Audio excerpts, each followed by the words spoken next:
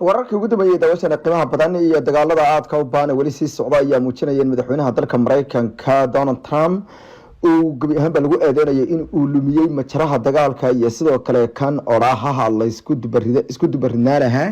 ee dagaalka ku aadananaha howlgalka Operation Epic 40 ayaa u muuqday in madaxweynaha Donald Trump uu jahawareeriyay sida dadka qaarkood ay sheegayaan qaar ka mid ah dadka aadka u yaqaan hadallada madaxda Mareykanka ee ataraqdoonka ahaa jirin marka dagaalka lagu jiro ayaa ku tilmaamay in madaxweynaha Donald Trump hadalladiisa iska hor iyo daba imaanaya ay muujinayso ay yiraahdeen mar kale inuu qayooday ambasadorkii hore ama safiirkii hore ee dalka Mareykanka uu joogi jiray wadanka Afghanistan ee dhishidooyinka aadka u badan uga jiri jireen John Bass ayaa ku tilmaamay inuusan warigii allihii uusan arag madaxweynaha dalka Mareykanka oo sidan isugu dhaxdaata marka ay timaado arrimaha dagaalka iyo waliba jihaynta mabaadi'da dagaal ee dalka Mareykanka iyo dadkiisa ay had in laga iibiyo taasoo ay muujinayso ay yiraahdeen sida talaqoon kale ee la yaab kale waxay u muuqdaan in gabi ahaanba ay si weyn u madaxweynaha dalka Mareykanka iyo tiimkiisa ama kooxdiisu ay khalad uga sameeyeen qaabka ay dagaalka markii horeysay isugu dardareen isla markaana xaaladdu ay sii adkaanayso dhanka kalena iyadoo tan imaanaysa ayaa weli Israa'iil waxay u muuqatay in iyadu jaan goorayso dagaalka soo noqon doono wasiirka gaashaandhigga nidaamka Israel Katz ayaa waxa uu sheegay in dagaalada ay qaabka ay u socon doonaan iyo waliba hanaanka military ee la sameeyay ay u muuqdaan in dagaalka uu sii ahaa doono ayuu yiri mid aad iyo aad u sii adkaa wiiganna uu sii socon karo sida laga soo xigtay wakaaladda The Times of Israel Katz waxa uu sheegay in Israa'iil ay weli ay sii wadi doonto inay hoggaanka dagaalka sii hayso iyo in ay gabi ahaanba ka hortagto waxa ugu yeeray kooxda daliska wadankaasi Iran oo yiri waa argagixiso isagoo sheegay in ay talaabooyin aad xoogan ay wadi doonaan ma joojin doono ilaa iyo inta aanu ka gaarino ujeedooyinkeennii oo dhan ayuu yiri Israel Katz oo sheegay in ujeedooyinka dagaalka weli ay rahansanayeen ay gaaraan tan ayaa u muuqata inay ka hor imaanayso sidoo kale hadalka madaxweynaha dalka Mareykanka Donald Trump isagoo ahaa in dhammaan ujeedooyinka dagaalka la gaaray taasoo muujinaysa in hadallada marba sida dibad xagaaga dhinac ka imaanaya xaaladda ay sii xumeynayaan maalintii 22aad oo dagaalku gabagabeeyay ayaa u eeg in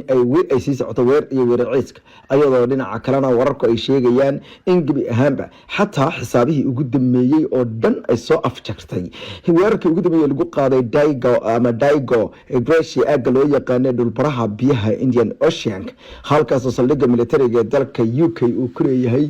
ee Mareykanka uu ku martigeliyay weerar ay la kulmeen macadka daraasaadka cilmi baarista ee Doha Institute for Graduate Studies ayaa waxa uu sheegay inay tani muujinayso arrin aad u xooggan gantaalaha loo diray Daigo Gracia macnaheedu waxa weeye in 4,000 oo kiiloomitir ay gantaalahaasi gaareen taasoo macnaheedu ay tahay 2,490 mayl oo muujinaysa ay yiraahdeen in ay tani tahay fariimo aad iyo aad u culus haddii ay dawladda dalka Iran ku guuleysatay in ay deegaanadaas istiraatiijiga ay duqayso taa macnaheedu waxa weeye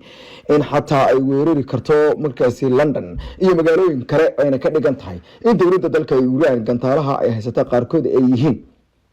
markaasi intercontinental ballistic missiles ICBMs Iran ilaa hadda banaanka uma aysan soo saarin gantaal ICBM ah laakiinse waxay ka dhigan tahay tan ayaa leeyahay wararka ayaa xaqiijinaya inay marba ka dameysaa ay muujinayso qadiyadaha noocan oo kala ah in dagaalku uu galay maalmo qaraar sidoo kale dawladda dalka Iran ay tahay hanaan hub haysato hanaan hub oo ballaaran TV-ga CNN ayaa warbixin uu ka diyaariyay kaydka hubka ee wadanka Iran ayaa dhulgariir aad u xoogan ku noqday xataa madaxweynaha dalka Mareykanka iyo sirdoonka Mareykanka oo iyagu inay ka taqaluseen intii badneed hubkii iyo agabkii halkaas yaalay waxaana lagu tilmaamay inay tani muujisay wax loogu yeeray markaasi qadiyado aad iyo aad u xoogan oo kamid ah ayaa leeyahay kuwii ugu ballaadnaa ee markii horeysay xisaab xumada oo dhan laga sameeyay qaar kamid ah mas'uuliyiinta dalka Mareykanka ayaa sheegay in ay tahay in la isweydiiyo xogta ay keentay CNN sida ay daqiiq u tahay iyadoo soo saartay markaasi aagaga buuxa oo hub iyo saanad gabi ahaanba ay buuxdaafiyeen qaar kamid ah dadka aadka oo la socda dhaqdhaqaaqa awoodda wadanka Iran ayaa waxay sheegayaan xitaa inay socotay saacadihii ugu dambeeyay oo dhan hanaano raaba ayaa la sheegay dhinaca kalena dawladihii ugu dambeeyay wadamada reer Yurub oo ay kamid tahay dawladda Poland ayaa ciidankeedii kala carartay oo ka qaxday dalka markaasi Iraq dawladda Poland ayaa dhammaan ciidamadeedii kala cararay halkaasi kadib markii ay soo bateen weeraradan kala joogsiga lahayn kuwaas oo u muuqday kuwo marmar ka dameysa xaaladda uga sii xumeynaya ama ka sii daraya tii ay sii dheertay ayaa leeyahay mar ka dameysa in ay dadka qaarkood xitaa isweydiinayaan sidee ay noqon kartaa mustaqbalku haddii ay dawladda dalka Iran ay haysato kaydad dhan oo hub ah oo waxba aysan kasoo naasacadaan wixii hore oo dhan caruur yaryar ayaa kamid ah dadkii ugu dambeeyay iyaguna ku dhinta magaalada ku taala badda Caspian-ka ee loo yaqaano Ramsar ee gobolka la yiraahdo markaasi Mazandaran sida ay laga soo tabiyay gudoomiyaha gobolkaasi Mazandaran Mahdi Yunisi Rostami wuxuuna sheegay in weerar Israa'iil iyo Mareykanku iska kaashadeen oo cilmo yaryar ay kamid ahaayeen dadkii ku dhintay ugu dambeeyay dhinaca kalena dawladda dalka Iran ayaa sheegtay in ay tahay khalad iyo dambi aad xoogan in la weeraray xarunta Natanz ee nukliyeerka dawladda Iran ayaa sheegtay in xarunta dhinaca kabcinta hubka nukliyeerka hadii la soo weeraro ay dhici doonto khaladaad aad iyo aad xoogan hadii la isku dayo howlgal dhinaca dhulka ay qabqabasho meesha ka dhici doonto hay'adda The Atomic Energy Organization of Iran madaxeeda guud ee Shahiid Ahmadi Roshan ayaa sheegay in xarunta Natanz haba weeraro qayb kamid ah lagu qaaday oo ay dawladda Mareykanka iyo Israa'iil iska inay mar kale muujinayso dambiyada dagaal ee halkaas laga geliyo iyo sidoo kale xadgudubka loo geysanayo barnaamijka loo yaqaano NTP the non proliferation of nuclear weapons ee loo soo gabiyo NPT taasoo ahaa qorshe ay Iran qayb ka ahayd oo ahaa in ay xaq u leedahay inay hesho nukliyeerka aan hubka nukliyeerka wadan Moscow ayaa dhinaca kale waxa ay la sheegay in ay wali sii wado hanaan lagu tilmaamay inay saaxiib dhaba oo is tahay Iran madaxweynaha dalka Russia Vladimir Putin ayaa muuqaal oo soo hambaliyay ciidul fitriga iyo ciidan Nayruuska labadaba wuxuu soo gaarsiiyay shacabka iyo madaxda wadanka Iran madaxweynaha dalka Russia Vladimir Putin ayaa markii horeysay hogaamiyaasha oo dhan waxa uu ku tilmaamay in wali uu u yahay saaxiib daacad waxaan wali aanu nahay saaxiib daacad Vladimir Putin ayaa sidoo kale dadka reer Iran waxa uu ugu markaasi ku tirtirsiyay in ay si aad xoogan uga hor yimaadaan xaaladan aadka u adag isagoo sheegay in ay dawladda dalkiisa ay la garab taagan tahay ayuu yiri markaasi waxa la wixii hiilay ay lahaayeen Ruushka ayaa ku tilmaamay in weerarada Mareykanka iyo Israa'iil iska kaashadeen gobolka bariga dhexe dal qabadsiiyay sidoo kale waxay ku tilmaameen in dambi weyn ay ahayd dilkii loo geystay ayatollah wadanka Iran ayatollah Ali Khamenei kaasoo ay sheegeen in uu ahaa dambi aan ama kasoo kabashadiisa ay adkaa doonto saraakiil kamid ah saraakiisha ciidamada warwareynta ee wadanka Ciraaq ayaa la sheegay isagana lagu dilay xaruntiisii dhexe madaxii sirdoonka mid kamid ah madaxdii sarsare ee sirdoonka wadankaasi ayaa la sheegay inuu ku dhintay weerar diyaarad drone ah loo adeegsaday xilli ay kooxaha markaasi sida aad u xoogan ay wadanka Ciraaq ay ka adkaadeen ciidamadii NATO oo dhan Ciraaq ay ka carareen isla markaana ay ka saareen kadib markii u muuqatay xaaladdu inay sii adkaatay dhinaca kalena waxaa la sheegay in ay weerarada dhinaca internetka ay sii bateen mid kamid ah saraakiisha ciidamada qalabka sida ee nidaamka Israa'iil ayaa la sheegay in dhammaan la wareegay xogtiisa khaaska ahayd sidoo kalena khalkhal aad xoogan la galiyay ayaa leeyahay habsami u socodka waaxda dhinaca dagaalka ee Israa'iil sida wararku ay sheegayaan Israa'iil Brigadier General Eran Ortal ayaa waxa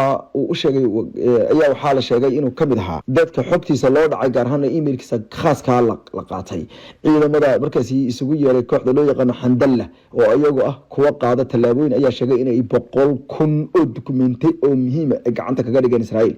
taasoo la sheegay inay ku jiraan qorshayaal ay Israa'iil u diyaarsay wadamada Carabta inay ku weerarto tabeelka wararka caalamka Cabdirasad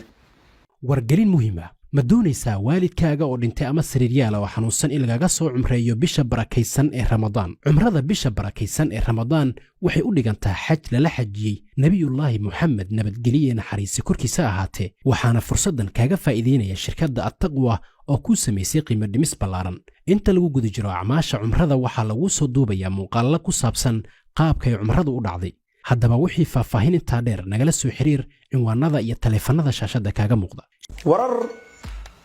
falanqayn xogaha ugu dambeeya xaqiiqooyinka fahamka heerka sare ee wararka diblomaasiyadda caalamka iyo waliba dhacdooyinka ugu dambeeyay dunida dalalkaas si kala fogaanaya iyo kuwa isku soo dhawaanaya hoygan ugu ballaaran ee warbaahinta Soomaaliyeed ee afkeena hooyo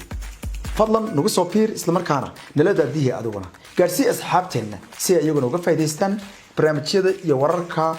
tabinta heerka sare ee halkan aad kula wadaagno waa mahadsantihiin